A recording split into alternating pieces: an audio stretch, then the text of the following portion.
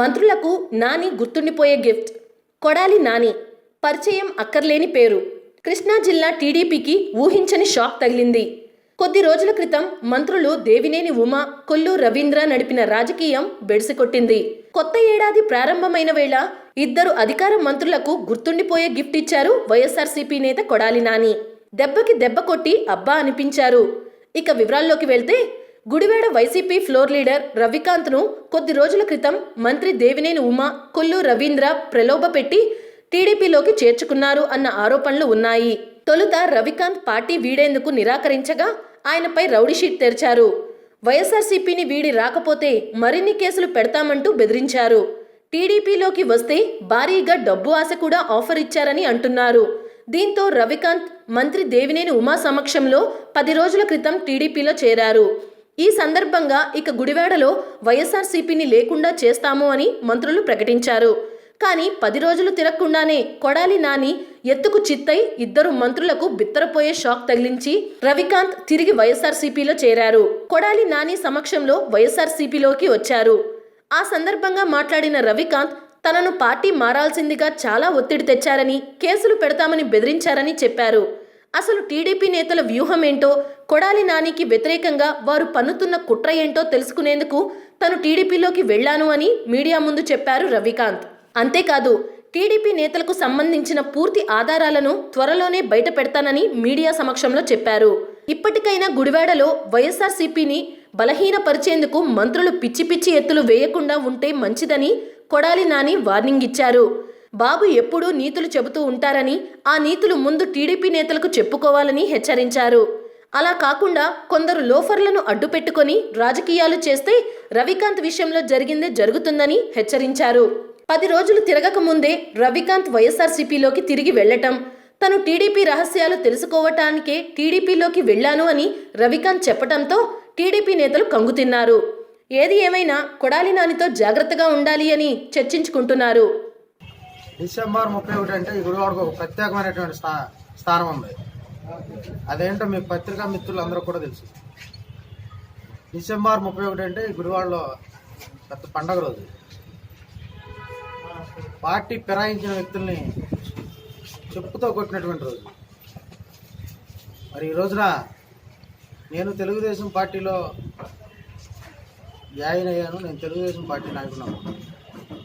నేను తెలుగుదేశం పార్టీలో జాయిన్ అవటం, లేదా మళ్ళీ నాన్నతో పాటు తెల్లారి అదే రోజు నేను ఉన్నానని చెప్పటం, ఇవన్నీ కూడా వాస్తవం. అసలు తెలుగుదేశం పార్టీలో నేను ఎందుకు జాయిన్ అవుతా? నేను రాజశేఖర రెడ్డి గారి శిష్యుణ్ణి, నాన్నయ్యకి ఆపుతుణ్ణి. నేను నాన్నయ్యని కానీ వైఎస్ఆర్ కాంగ్రెస్ పార్టీని కానీ వదిలేటువంటి ప్రసక్తి ఎందుకు ఉంటుంది? నా గురించి తెలిసిన వాళ్ళు కానీ, ఈ గుడివాడలో నాన్నయ్య గురించి తెలిసిన వాళ్ళు కానీ ఎవరు కూడా నమ్మే ప్రసక్తి ఉంది.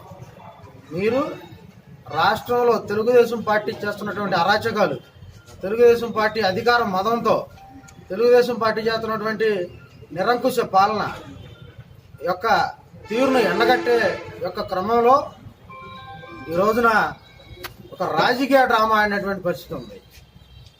మీరు గుడివాడలో ఏ పార్టీ తరఫున గెలిచాడు? ఎలవర్తి శ్రీనివాసరావు ఏ పార్టీ తరఫున గెలిచాడు? ఇప్పటికి కూడా కౌన్సిల్లో వైఎస్ఆర్సీపీ 9వ వార్డు కౌన్సిలర్గానే ఉంటాడు.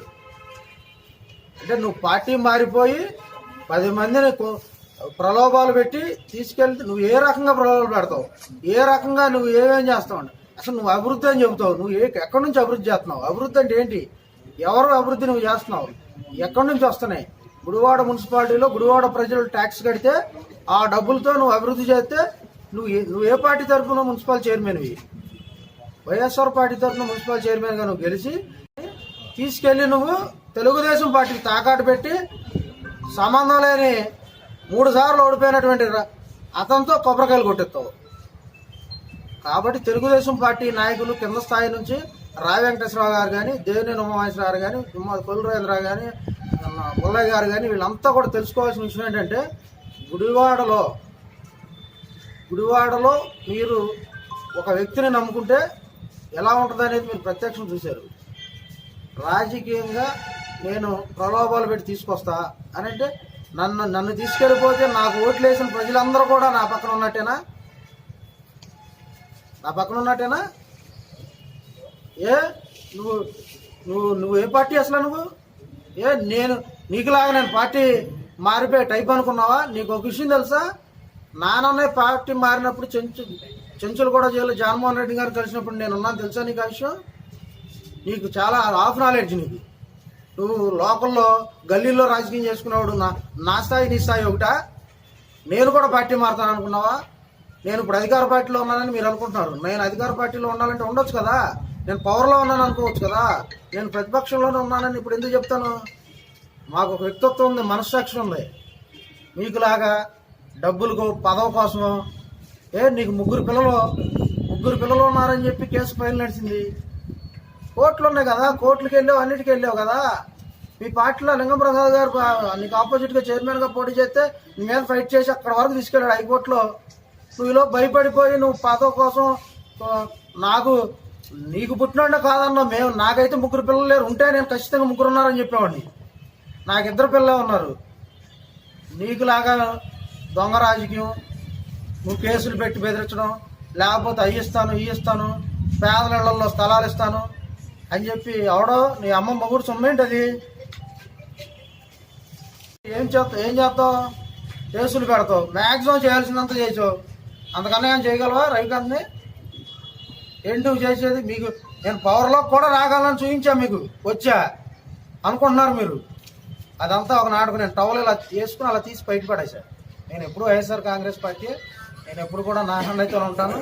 నా గుండె అలా చీలిస్తే ఒక పక్కన రాజశేఖర రెడ్డి గారు వస్తాడు, ఒక పక్కన నాన్నని వస్తాడు.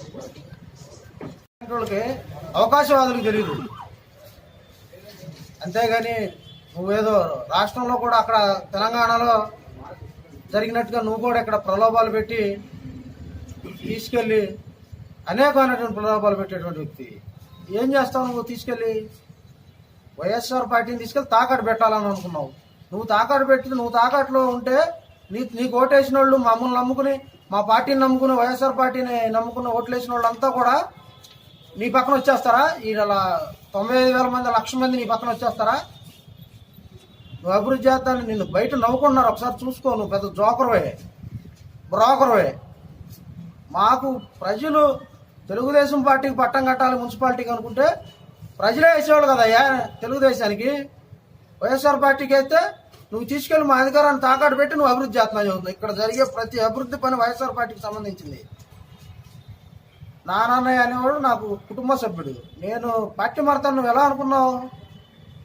నీ డ్రామాలు, నీ యాషాలు అన్నీ కట్టుబెట్టడానికి నువ్వు 10 మందిని తీసుకెళ్ళావు. ఏ రకంగా తీసుకెళ్ళావు? తర్వాత మళ్ళీ 19వ వార్డు ఎలక్షన్ జరుగుతుంది. 19వ వార్డు ఎలక్షన్ జరుగుతుంటే ఆయన డ్యామేజ్ చేయాలి, పార్టీని రాష్ట్రంలో కొడాలని డ్యామేజ్ చేయాలనే ఉద్దేశంతో మళ్ళీ ఒక 2 మట్టుకెళ్ళావు. వాళ్ళకేమో తాయిలాలు ఇచ్చావు. అన్నీ కూడా తెలుసుకున్నావు కదా. నా దగ్గర బాగా అన్ని ఆధారాలు ఉన్నాయి. దాన్ని బట్టి మీరు ఆలోచించి మాట్లాడుతూ ఎవిడెన్స్ సహా ఉంది. మీరు ఏవైతే ప్రలోభాలు పెట్టారు, ఏమేమి చేశారో మొత్తం కనుక్కోవడం కోసం మేము ఆడిన డ్రామాలో భాగమే ఈ తెలుగుదేశం పార్టీలో జాయిన్ అయ్యేటటువంటి విధానం. ఎట్టి పరిస్థితి నేను ప్రతిరోజు కూడా నాన్నకి చెప్తానే ఉన్నాను. అది నాన్నకి పూర్తిగా తెలుసు. ఎట్టి పరిస్థితుల్లో కూడా వైఎస్ఆర్ కాంగ్రెస్ పార్టీ గుడివాడలో మళ్ళీ రెపరెపలాడదని చెప్పి సందర్భంగా తెలియజేస్తూ ఇటువంటి జిమ్మిక్కులు, చిత్రాలు, నాన్న రైట్ హ్యాండ్ వెళ్ళిపోయింది, లెఫ్ట్ హ్యాండ్ వెళ్ళిపోయింది అని అంటే ప్రజలు అంత అమాయకులు కాదు. అన్నిటికీ ఇదే సమాధానం. మీరు చేసే డ్రామాలన్నీ మా దగ్గర రికార్డ్ ఎవిడెన్స్తో సహా ఉన్నాయి. మీరు ఏ విధంగా ప్రలోభాలు పెడతారు, ఏ విధంగా పార్టీలో తీసుకుంటారు, ఒక పార్టీ నాయకుడు వచ్చేస్తే ప్రజలంతా వచ్చేస్తారు అనుకునే భ్రమలో మీరు బతుకుతున్నారు. కాబట్టి మీరు ఇప్పటికైనా మానుకోండి. ఈ ప్రజలంతా కూడా ఇది తెలుసుకోవాలి. నేను ఓపెన్ డిబేట్లో కూడా చెప్పా, అసలు నువ్వు పార్టీ మారేవని చెప్పి డిసెంబర్ 31వ తారీఖు నేను చెప్తూ కొట్టా. నేనెందుకు చేస్తాను ఆ పని? అదే పని నేనెందుకు చేస్తా అంటే నేను కూడా ఎవరితో ఒకటి కొట్టించుకుంటాను అనుకున్నా, నీకులాగా అసమర్థులాగా. కాబట్టి నీకు మళ్ళీ పండగ రేపొద్దున. కాబట్టి ఇటువంటి చిత్రాలు చేయొద్దు అని చెప్పి సందర్భం తెలియాలి. రవికాంత్ తెలుగుదేశం పార్టీలో జాయిన్ అయ్యాడు. నా కుడిభూతం పోయింది. రవికాంత్ తెలుగుదేశం పార్టీలో చేరటం వలన తెలుగుదేశం పార్టీ సైకిల్ అమరావతి అని చెప్పి మన జిల్లా మంత్రి దేవినేని ఉమా చెప్పాడు. ఈ గుడివాడ పట్టణంలో ఉన్నటువంటి ప్రజానీకం మొన్న జరిగినటువంటి ఎన్నికల్లో మున్సిపాలిటీ తెలుగుదేశం పార్టీకి పట్టం కట్టారు. అదేవిధంగా శాసనసభ్యుడిగా నన్ను గెలిపించారు. ఇక్కడ ఏదో రకంగా తెలుగుదేశం పార్టీని గెలిపించుకోవాలని, వైసీపీని బలహీనపరచాలని, వ్యక్తిగతంగా నన్ను దెబ్బకొట్టాలని చెప్పి తెలుగుదేశం పార్టీ అగ్రస్థాయి నుంచి గుడివాడలో ఉన్నటువంటి చోటమోటా స్థాయి నాయకుల వరకు ప్రతి ఒక్కరు కూడా ఇదే కార్యక్రమం. నేను జగన్మోహన్ రెడ్డి గారి పార్టీలో చేరినప్పుడు వైఎస్ఆర్ కాంగ్రెస్ పార్టీ అధికారంలో లేదు, ప్రతిపక్షంలో కూడా లేదు.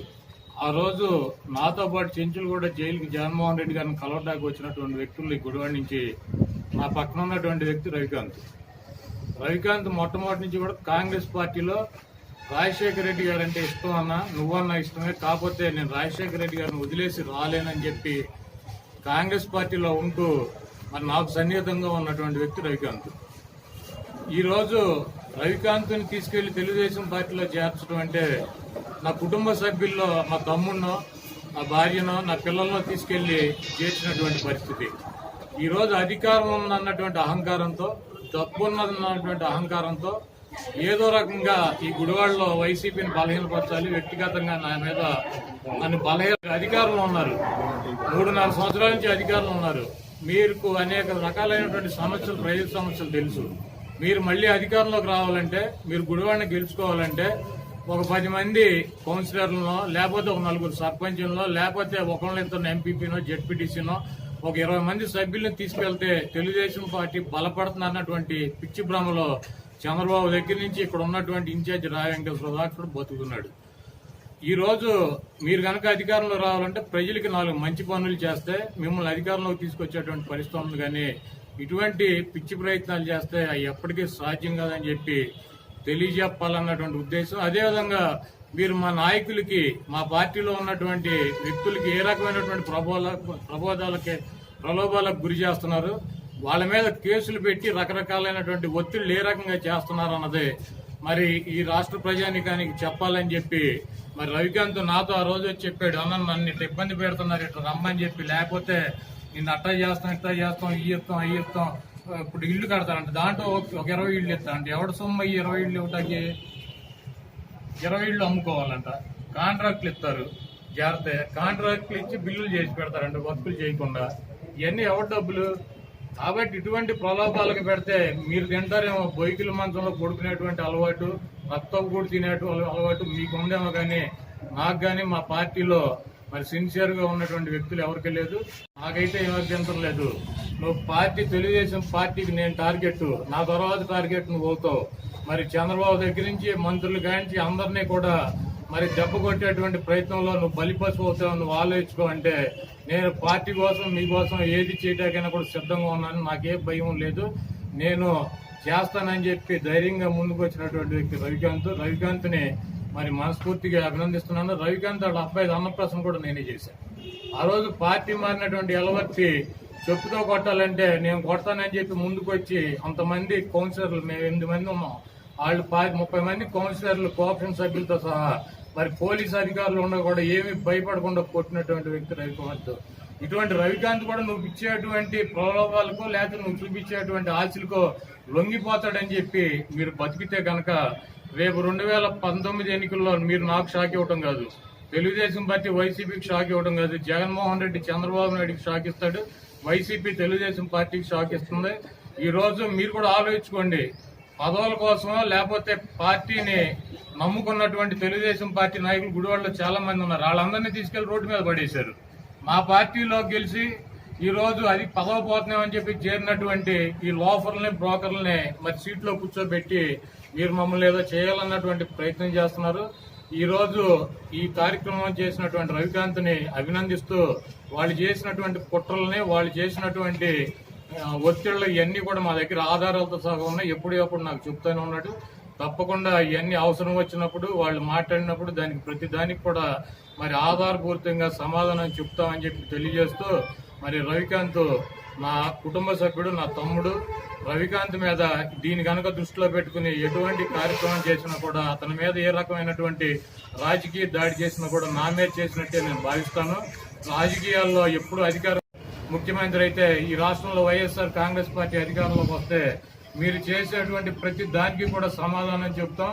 కాబట్టి ఒళ్ళు దగ్గర పెట్టుకుని ఈ రాష్ట్రంలో మంత్రులు ఉన్నారు. మొన్న రవికాంత్ చేరతాడంటే ఒక 2 మంత్రులు అక్కడే, జిల్లా ప్రెసిడెంట్ పత్తిపాటి పుల్లారావు ఇన్ఛార్జి మంత్రి అంత ముందు, అదేవిధంగా ఎమ్మెల్యేలు. ఒక రవికాంత్ చేరతాడంటే ఏందో అదేదో పెద్ద బ్లోఅప్ లాగా దాన్ని మీడియాలో హైప్ చేసుకుని, రవికాంత్ చేరితే మొత్తం గుడివాడలో ఉన్నటువంటి ప్రజానీకం ఆ వార్డులో ఉన్న వాళ్ళంతా ఆ పార్టీలోకి వెళ్ళిపోతారు.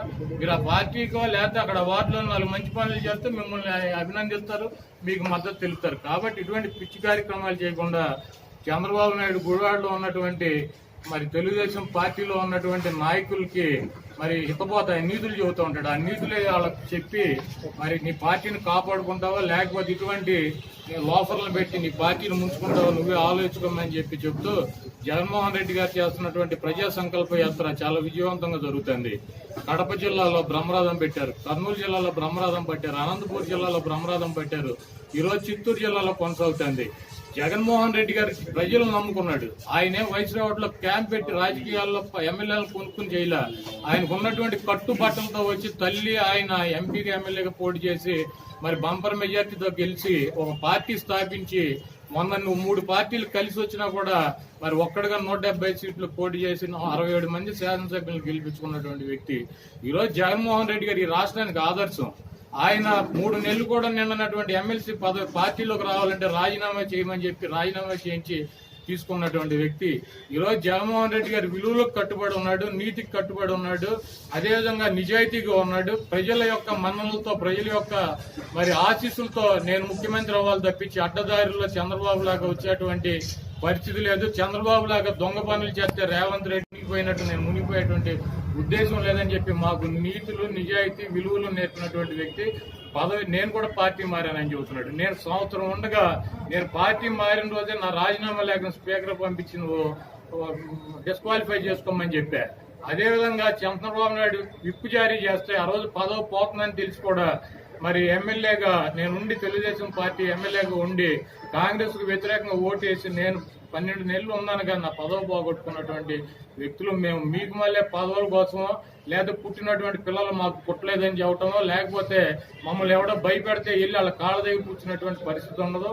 ఈ గుడివాడలో నేను బతుకున్నంత కాలం వైసీపీ జెండా ఎగరవేయటానికి నాకు ఉన్నటువంటి శక్తియుక్తులు అవసరమైతే నా ప్రాణాన్ని కూడా దారపోసి ఈ గుడివాడలో వైసీపీ జెండా ఎగరవేస్తాను. జగన్మోహన్ రెడ్డి గారు ముఖ్యమంత్రి అయ్యే వరకు ఈ రాష్ట్రంలో వైఎస్ఆర్ కాంగ్రెస్ పార్టీ అధికారంలోకి వచ్చే వరకు విశ్రాంతి లేకుండా విరామం లేకుండా జగన్మోహన్ రెడ్డి గారి వెనకాల నడుస్తాం మేమందరం సైనికుల్లాగా. ఎట్టి పరిస్థితుల్లోనూ ఈ తెలుగుదేశం పార్టీ చేసేటువంటి దాడులకో ఒత్తిళ్లకో ఇంకో దాటికో భయపడేటువంటి ప్రసక్తి లేదు.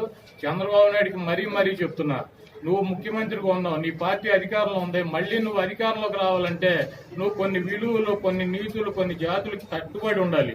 రాజశేఖర రెడ్డి గారు చేశాడని చెబుతావు. నేను చంద్రబాబు నాయుడు ఒక్కటే అడుగుతున్నా, రాజశేఖర రెడ్డి గారు ముఖ్యమంత్రి హోదాలో ఉండి ఎవడన్నా తెలుగుదేశం పార్టీ ఎమ్మెల్యేకి కానీ టీఆర్ఎస్ ఎమ్మెల్యేకి కానీ ఇంకో పార్టీ ఎమ్మెల్యేకి కానీ ఆయన ఇంట్లో కానీ ఆయన క్యాంప్ ఆఫీస్ లో కానీ ఈ రాష్ట్రంలో ఎక్కడన్నా కండువా కప్పి పార్టీలోకి ఆహ్వానించినటువంటి పరిస్థితి ఉందా అని చెప్పి చంద్రబాబుని ఆత్మ పరిశీలన చేసుకోమని చెబుతున్నా. చంద్రబాబు నాయుడు ఎమ్మెల్యేలకు కప్పుతాడు, ఇక్కడ ఉన్నటువంటి మంత్రులు కౌన్సిలర్లకి చైర్మన్లకి కప్పుతారు.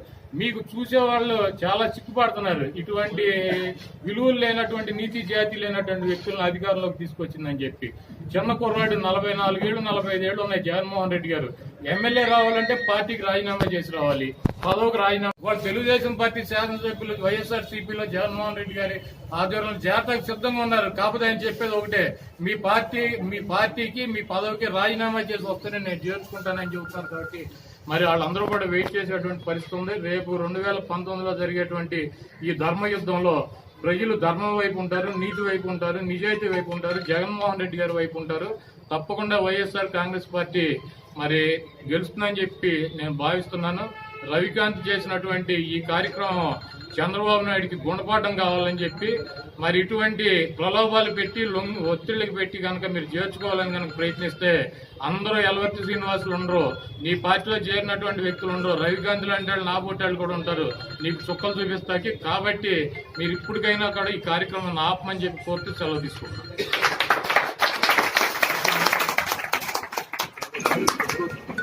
హాయ్ ఫ్రెండ్స్, మా టుడే టుమారో యూట్యూబ్ ఛానల్ చూస్తున్నందుకు చాలా థ్యాంక్స్.